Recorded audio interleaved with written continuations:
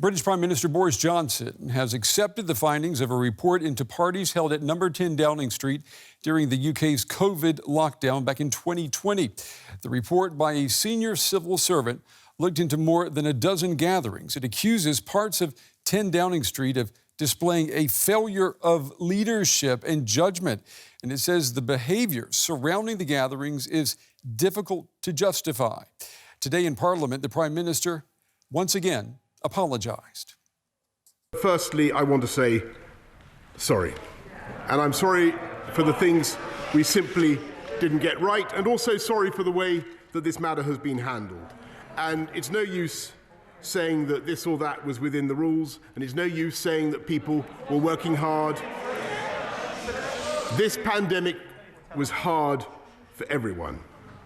We asked people across this country to make the most extraordinary sacrifices, not to meet loved ones, not to visit relatives before they died. And I understand the anger that people feel.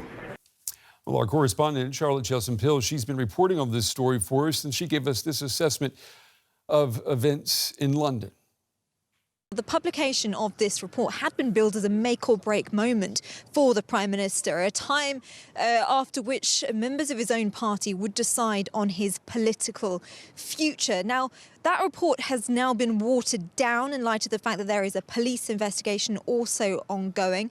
The Sue Gray report, this as it's being called, does not go into any details about any of the alleged gatherings in light of a request from the police not to do so. So it doesn't carry the weight that it once is thought to have done for members of the Prime Minister's own party. They'll have to decide whether it's enough for them to gather, to hand in their letters recognising that they don't have any confidence in the Prime Minister, triggering this vote of no confidence. The jury is out on at the moment over whether or not that will be the case. There were a number who stood up earlier today in Parliament criticising the Prime Minister. Some have done before in public as well. Namely, today, Theresa May, the former Prime Minister, she said the report shows that number 10 was not observing the regulations it imposed on the public. And that really is the crux of this, why there's been so much anger here. And I think some will decide that regardless of what members of the Prime Minister's own party